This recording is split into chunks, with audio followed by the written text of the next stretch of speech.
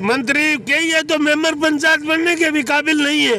वो इसलिए दिया था उसने कि मैं मंत्री मंडल में आऊं, क्योंकि उसने दुष्यंत को पैसे दे रखे थे और उससे ज्यादा बबली लामन दे दिए। पूरा जी, दादा गौतम जो है लगभग 2 साल से मंत्री बनने की फिराक में थे, हालांकि उनका सपना इस बार भी टूट गया। तो क्या लगता है कि दादा गौतम क्यों नहीं बन पाए? इसका दाल लग जाने वो मतलब बाबू बन जाए प्रदेश और देश की जनता का। अब गौतम का दाखो लग गया, दुष्यंत का लग गया।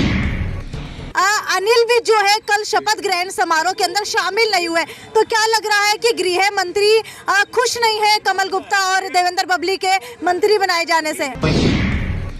मेरे कपड़े फाड़ दिए, मेरा कमीज फाड़ दिया, मेरा ये कर दिया, मेरे घर के आगे घेराव कर, हम तो करेंगे भाई। आपकी क्या राय है कि हिसार के विधायक डॉक्टर कमल गुप्ता को अब कौन सा विभाग दिया जाने वाला है, क्योंकि गृह मंत्री कल शपथ ग्रहण समारोह में शामिल नहीं हुए? बीजेपी की इतनी हिम्मत नहीं छोड़ी इस आंदोलन ने कि वो अपने सैंपल के ऊपर चुनाव लड़ ले। किसान आंदोलन का क्या लगता है, कितना फायदा विधायक डॉक्टर कमल गुप्ता को मिला है? नमस्कार, सिटी वीक न्यूज देख रहे हैं आप और मैं हूं आपके साथ साक्षी सोनी। कल जो है मंत्रिमंडल का हरियाणा के अंदर विस्तार किया गया, जिसके अंदर 2 विधायकों को मंत्री पद दिया गया है। एक तो है हिसार से विधायक डॉक्टर कमल गुप्ता, जिनको मंत्री पद दिया गया है, शपथ ग्रहण भी कर ली है। दूसरे है टोहाना से विधायक देवेंद्र बबली, जिनको मंत्री पद दिया गया है। लेकिन अब बड़ा सवाल ये उठता है कि अगर पहले की बात की जाए तो पहले विधायक डॉक्टर कमल गुप्ता का हिसार के अंदर ज्यादा रुतबा नहीं था, हालांकि लोग जो है कम जाना करते थे। तो अब सबसे बड़ा सवाल ये उठा है कि क्या किसान आंदोलन का फायदा विधायक कमल गुप्ता को मिला है? तो किसान मेरे साथ यहाँ पर मौजूद है, चाय के ऊपर चर्चा इनसे कुछ कर रहे हैं। तो मेरे साथ यहाँ पर जो है बुरा जी मौजूद है। बुरा जी की बात की जाए तो किसान आंदोलन के अंदर बढ़ चढ़ के हमेशा से जो है भाग लेते रहे हैं, अपने जो प्रबल वाक्य है उनसे कहीं ना कहीं लोगों को मनोहित करते रहे हैं। बुरा जी, मुझे ये बताइए कि किसान आंदोलन का क्या लगता है, कितना फायदा विधायक डॉक्टर कमल गुप्ता को मिला है? किसान आंदोलन को विधायक को कोई भी मतलब जो है कि वो नहीं मिला, क्योंकि ये राज्य के सीएम के और आरएसएस के पुराने गुंडे और पुराना गुंडा होने के कारण इसको मतलब जो नहीं इनाम दिया है बीजेपी की सरकार ने, क्योंकि आरएसएस इनकी सर्वोच्च संस्था है बीजेपी की और इन लोगों की। तो आरएसएस के कहने से इसको विधायक बनाया गया। किसान आंदोलन के अंदर इसने घटिया कार्य किया, कभी किसानों के साथ रेस्ट हाउस के अंदर झगड़ा कराने की कोशिश करी, कभी सड़कों के ऊपर बीजेपी आरएसएस का उसमें प्रोग्राम करा, कभी कांग्रेस के सामने नारेबाजी करी। किसानों ने इसके हर बात का मुंह तोड़ जवाब दिया और वो प्रेस के अंदर तो आएगा देखो कि विधायक को वहाँ बीजेपी के कार्यालय में घेर लिया, विधायक को रेस्ट हाउस के अंदर कर लिया। ये ड्रामेबाजी बहुत है। मेरे कपड़े फाड़ दिए, मेरा कमीज फाड़ दिया, मेरा ये कर दिया, मेरे घर के आगे घेराव कर, हम तो करेंगे भाई। हमने तो सबका किया, जो बीजेपी और जेजेपी के विधायक थे या मंत्री थे जो सार्वजनिक स्थानों पर जाने का प्रयास करा, हमने इनको यहाँ भी बंद कर दिया, क्योंकि यहाँ ये काजू और बादाम खाने के लिए मंथली लेने के लिए आया करते, चाहे वो यहाँ का डिप्टी स्पीकर हो, चाहे कमल गुप्ता हो, चाहे दूसरे ये आपका डिप्टी चीफ मिनिस्टर हो। हमने किसी को नहीं बढ़ने दिया। क्या फायदा हुआ, क्या नुकसान हुआ इसकी जो आपको जो पॉपुलरिटी का तो पता जब चले ये रिजाइन देकर दोबारा से हिसार से चुनाव लड़े, अब जब पता चले इसकी जबान जब्त नहीं हो तो हमें कह देना। आप चंडीगढ़ का भी चुनाव हुआ, अपना हाल देखा होगा बीजेपी का। आप अब पंचायतों के जिला पार्षदों के चुनाव होंगे, बीजेपी की इतनी हिम्मत नहीं छोड़ी इस आंदोलन ने कि वो अपने सैंपल के ऊपर चुनाव लड़ दे। बैकडोर से, चोर दरवाजे से चुनाव लड़ेगी, मैं आपको बता देना चाहता हूँ। मुझे तो ये भी अंदेशा है कि यूपी के अंदर डम्मी कैंडिडेट अपने खड़े कर और अपने अच्छे उम्मीदवारों को जो इनके चेत वो बैकडोर से चुनाव लड़ाएगी। इंडिपेंडेंटता की बात वो आ जाए, क्योंकि यूपी के अंदर इनकी प्लस 51 भी वोट मतलब सीट नहीं है। मैं आपको आज के दिन की हालात बता देना चाहता हूँ। बिल्कुल, आपको बता देते हैं कि कुछ मंत्रियों के सिर के ऊपर खतरे की घंटी बजने लगी है, क्योंकि सरकार की तरफ से कहा गया है कि जो मंत्री जनता के बीच के अंदर नहीं जाते हैं, यानी कि कांटेक्ट नहीं है जनता के साथ, उनसे उनका विभाग छीन लिया जाएगा। लेकिन अब बात आती है कि विधायक डॉक्टर कमल गुप्ता क्या जनता के बीच के अंदर जाते थे? आपसे पूछना चाहेंगे कि क्या विधायक डॉक्टर कमल गुप्ता को किसान आंदोलन से पहले आपने अपने बीच के अंदर देखा था? कभी आया ही नहीं था ये, और ना यार आया करते थे, चोर दरवाजे से आया करते, पुलिस की कस्टडी में आया करते, जैसे वो क्रिमिनल आता है ऐसे तो हमारे मंत्री आते हैं पुलिस की कस्टडी में। लेकिन सरकार तो कह रही है मंत्री पद उनको दिया गया जो जनता के बीच में ज्यादा रहते थे। मंत्री पद उनको दिया गया है सरकार ने जिसने सरकार को कमा के ज्यादा पैसे दिए, उनको मंत्री पद दिया गया है। और इसका एक उदाहरण है किसान आंदोलन का, कि एलनाबाद की जीत है जो किसानों के हक में, जिस एमएलए ने हक में कह के इस्तीफा दिया, और वो बीजेपी सरकार ने पूरी ताकत झोंक दी, उसका जवाब किसानों ने एलनाबाद में दे चुके हैं। ठीक है, तो आपको लगता है कि विधायक डॉक्टर कमल गुप्ता किसान आंदोलन की वजह से ही फेमस हुए हैं?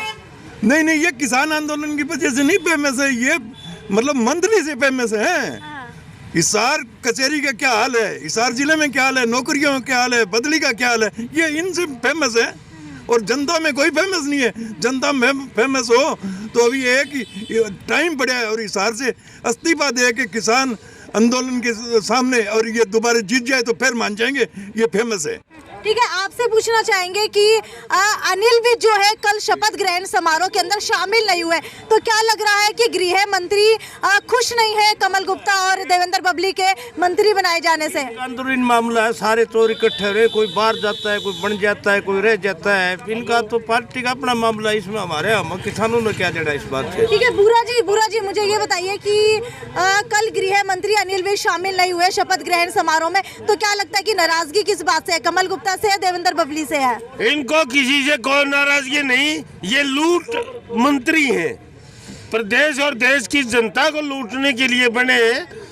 तो उसमें इनका एक एक विभाग जाएगा तो एक एक महकमे की लूट बंद हो जाएगी, दूसरे के पास चली जाएगी, इसलिए नाराज है इनका। और बाकी जनता से और देश और प्रदेश हित के अंदर इनकी नाराजगी नहीं है। इनकी नाराजगी है कि कभी मेरी लूट कम न हो जाए। शमशेर जी, आपको क्या लगता है कि किसान आंदोलन का क्या फायदा मिला है कमल गुप्ता को? किसान आंदोलन का किसी को कोई फायदा नहीं मिला, ये सारी की सारी फालतू की बातें हैं, और हमारा राजनीतिक बातों से कोई लेना देना भी नहीं है। बहन जी, आपने यहाँ पर ये मुद्दा उठा दिया हमारे धरने पर आकर के, तो हमने जवाब देना पड़ रहा, नहीं हमारी कोई रुचि नहीं। ये तो इन लोगों ने आगे के अपने जातीय समीकरण बना करके और अपने वोट काबू रखने के लिए अपने आदमियों के ओहदे बढ़ाए हैं। किसान आंदोलन से किसी को कोई बेनिफिट नहीं हुआ, न ये पब्लिक के अंदर रहे। जोर साहब नरबुरे साहब ने बता दिए, पीछे अधिकारियों पर अफसरों पर ज्यादा से ज्यादा पीछे ले जाके लूट के देवनी उसको मंत्री बनाते हैं और अपनी वफादारी का हिसाब देखते हैं। किसान आंदोलन से कोई लेना देना नहीं किसी बात का। ठीक है, बुरा जी, दादा गौतम जो है लगभग 2 साल से मंत्री बनने की फिराक में थे, हालांकि उनका सपना इस बार भी टूट गया, तो क्या लगता है कि दादा गौतम क्यों नहीं बन पाए? देखो जी, यह राजनीति जो है जनता हित की राजनीति नहीं है। और तो जिसका दाल आ गया न वो मतलब बाबू बन जाए प्रदेश और देश की जनता का। अब गौतम का दाग को ला गया, दुष्यंत का ला गया, अब बबली का दाग ला गया, क्यों वो आ पा रही है? वो बूढ़ा है, पैसा देता नहीं पंडित जी इनको। दुष्यंत को तो क्या लगता है ये न खट्टर को देता न दुष्यंत को देता, तो यहाँ तो सीटें और टिकटें बिकती हैं इन पार्टियों के अंदर। ऐसे है, बीजेपी में एक नेता है रामविलास शर्मा। रामविलास शर्मा ने चौधरी बंसीलाल की सरकार तोड़ी थी मुख्यमंत्री के लिए, और मैं आज इस चैनल के माध्यम से ये दावा करता हूँ रामविलास शर्मा कभी भी मुख्यमंत्री नहीं बनेंगे, ये मेरा दावा है। जय हिंद। ठीक है, तो एक सेकंड तो रुकिए बुरा जी, बात तो पूरी करके जाइए। अच्छा, आगे की बात की जाए अगर पंजाब चुनाव की, तो क्या लगता है कि पंजाब के अंदर किसानों की तरफ से भी कैंडिडेट खड़ा हो रहा है, और क्या किसान इस बार पंजाब के अंदर इलेक्शन जीत पाएंगे? संयुक्त किसान मोर्चा गैर राजनीतिक है, था और आगे भी रहेगा। मैं आपको बता देना चाहता हूँ, हर संवैधानिक अधिकार हमारे बुजुर्गों ने, भगत सिंह ने फांसी खाकर जो नहीं अधिकार, हमें मौलिक अधिकार मिला। हर आदमी को अपना चुनाव लड़ने का अधिकार है, परंतु संयुक्त किसान मोर्चा और दूसरे जो संगठन है वो चुनाव नहीं लड़ेगा। और जो कोई चुनाव लड़ेगा, जो कोई संगठन चुनाव लड़ेगा, वो अपना खुद का ही वो जिम्मेवार होगा और उसको संयुक्त किसान मोर्चे से निकाल दिया जाएगा। ठीक है, किसान आंदोलन की बात की जाए तो इसके अंदर जो है चेयरमैन पद का कहीं ना कहीं चेयरमैन पद जो है जो विधायक जोगीराम सिहाग को दिया गया था, जिन्होंने नकार दिया था किसान आंदोलन के समर्थन में। तो क्या अब आपको लगता है कि दोबारा से वो जोगीराम सिहाग को दिया जाएगा, और क्या जोगीराम सिहाग मंत्री बनने के काबिल है? देखो जी, मंत्री के ये तो मेंबर पंचायत बनने के भी काबिल नहीं है। वो इसलिए दिया था उसने कि मैं मंत्री मंडल में आऊं, क्योंकि उसने दुष्यंत को पैसे दे रखे थे और उससे ज्यादा बबली लामन दे दिए। तो ये तो टेंडर होते इनके मंत्री पदों के, दूसरी चीजों के। जोगीराम नीचे रह गया, बबली खरीद ले गया। तो इसलिए जोगीराम सिहाग जनता हित में अगर रिजाइन करता तो आप ये बताइए कि वो एमएलए से रिजाइन क्यों नहीं करा? मंत्री कब इसको शपथ दिला रहे थे, जो शपथ नहीं ली? कब इसको चेयरमैन का लेटर दिया था? आइए ये चेयरमैन की ओथ लिए, गवर्नर साहब आपको दिलाते, ये बमंडर फैलाते हैं। क्या लगता है सरकार के मंत्रिमंडल विस्तार से जोगीराम सिहाग का दिल दुखा है? देखो जी, मंत्री बनने से जो रह जाता है, कोई भी सरकार हो, दिल तो उसका दुखता है, लेकिन उसकी मजबूरी है कि उसके अंदर बैठे रहना पड़ता है, क्यों वो पैसे मिलते हैं, उनको सहूलियत मिलती है। अगर सहूलियत को वो त्यागते तो किसानों के धरने पर आते। किसी का धरने पर कोई आया नहीं आया। और जोगीराम सिहाग के तो बड़ी मायूसी हुई है, और अब आगे नंबर नहीं बढ़ेगा, जो हो गया सो हो गया, आगे मंत्रिमंडल का तो, क्या आपको लगता है कि किसान आंदोलन के समर्थन के अंदर चेयरमैन पद का इस्तीफा नहीं दिया था, बल्कि ताकि आगे जाकर के मंत्री बन सके, इसके लिए चेयरमैन पद का इस्तीफा दिया था? का ये है जी, ये बिल्कुल अपनी चेयरमैन बनती रहे, अपनी इस्तीफा, ये तो ढोंग था एक पब्लिक में नाम करने का। और ना ही इसी को किसने चेयरमैन पूछा, और ना ही बनाएंगे, ना ही बनेगा, ये कभी नहीं बनेंगे। जय हिंद। ठीक है, तो आपको बता देते हैं कि इस वक्त जो है यहाँ पर कुछ लोग और भी चीजें बताना चाह रहे हैं, बताइए। ऐसा है मैडम, पहली बात तो हम अखिल भारतीय किसान सभा से हैं। हाँ। और ये अखिल भारतीय किसान सभा का हिसार जिला का धरना है। और बीजेपी जेजेपी सरकार ने जो मंत्री बनाए हैं उससे किसानों का कोई लेना देना नहीं है, ना वो किसान हित में है, ना वो किसानों के हितैषी रहे हैं। सारे के सारे जो है लूट में शामिल रहे। किसानों के लठ मरवाए हैं, गोलियां चलवाई है, किसानों को जेलों में बंद किया है, किसानों पे मुकदमे दर्ज करवाए। ठीक है, तो आपको बता देते हैं कि अब सबसे बड़ा सवाल ये उठा है कि क्या किसान आंदोलन का फायदा कहीं ना कहीं जो है विधायक कमल गुप्ता को मिला है? तो आपको बता देते हैं कि अगर कोई भी विधायक चर्चा के अंदर रहता है तो जरूर उसको 10 से 20% फायदा मिलता है, और शायद इसी का फायदा इस बार विधायक डॉक्टर कमल गुप्ता को मिला है। हालांकि किसान जो है इससे नकार रहे हैं, लेकिन फिर भी कुछ ना कुछ फायदा जो है उनको मिला है, क्योंकि जब भी किसी विधायक का नाम आने लगता है तो उनकी सर्च हिस्ट्री बढ़ जाती है, यानी कि उनको सर्च जो है बेहद ज्यादा किया जाता है। अब बात आती है कि मंत्रिमंडल विस्तार तो हो चुका है, लेकिन अब चेयरमैन का पद किसे दिया जाएगा? क्योंकि जोगीराम सिहाग जो है चेयरमैन का पद जो है कहीं ना कहीं उसको ठुकरा चुके हैं। तो आपको बता दूं कि चेयरमैन के पद के लिए अब विनोद भयाना का नाम सामने आ रहा है। या तो विनोद भयाना को चेयरमैन पद का उम्मीदवार बनाया जा सकता है, या फिर जो विधायक रह चुके हैं उनको बनाया जा सकता है। खैर, अब देखने वाली बात यह है कि अब विधायक